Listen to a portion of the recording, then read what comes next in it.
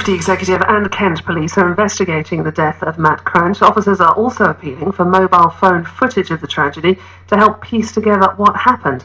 So the question is, should these events be allowed to take place, and how much risk assessment would have been carried out at an event like this? Let's talk now to Julie Riggs, who advises companies on complying with health and safety laws and managing risks. Good morning. Good morning, Peter. Good morning, John. Morning. Thanks so much for joining us. So talk us through, Julie, if you will, what happens when an event like this is staged? Who checks out whether what this company were planning to do is safe or not? Well, this is quite an interesting detail with regard to who actually checks the risk assessments out. Invariably, this is very much done by local organisers. They would be involved in planning the event to understand how they're setting the event up, how they're going to set the equipment up, check the equipment, and also ensuring the competencies of the individuals that will be doing such performances as well.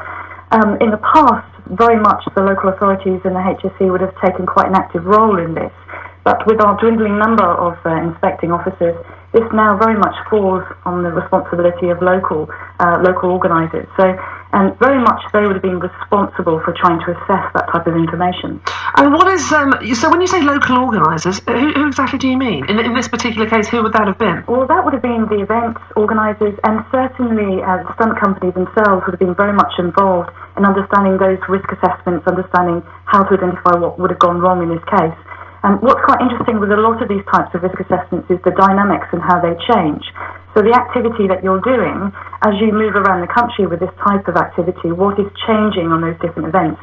And clearly, whatever control measures they had in place, something has failed along those lines.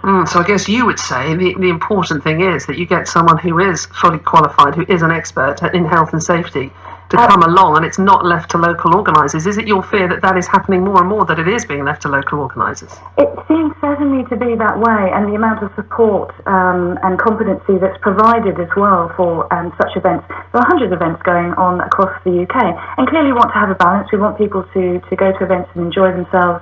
We don't want to be sort of living in a very risk-averse type of society, but there is a need to also understand and balance that, and perhaps our perception of risk has changed. We're so much exposed to it. We want to see excitement when we go and view types of activities. So there's that balance, ensuring that we can still provide that, but also do it in a very safe way as well.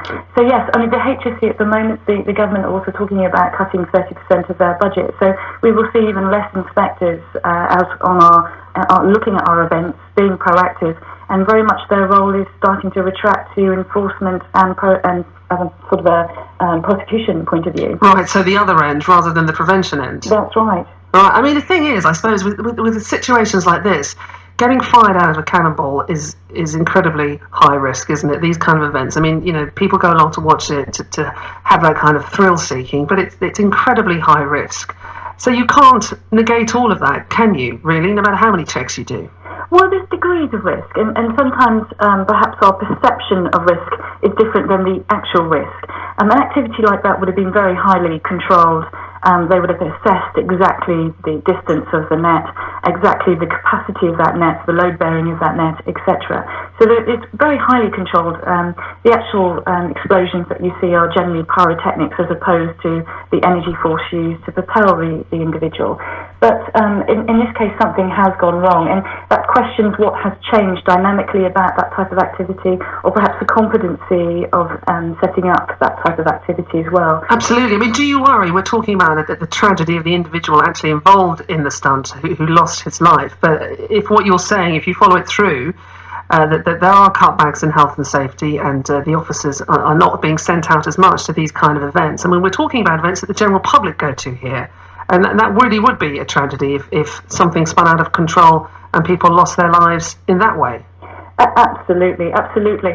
And it's how do we reduce that, and how do we educate members of the public, how do we educate people that are involved in this? And often a lot of events, local events, small events, are organised by local communities who perhaps don't have access to that resource and don't have access to perhaps include health and safety competencies within their budget whilst they're setting up these events as well. And that's a concern going forward. So it's how do we address that? How do we ensure that there is a little bit more free access bit more free competencies. And of course, the HSE offer a lot of advice to people and offer a lot of advice from local authorities as well in setting up these types of events.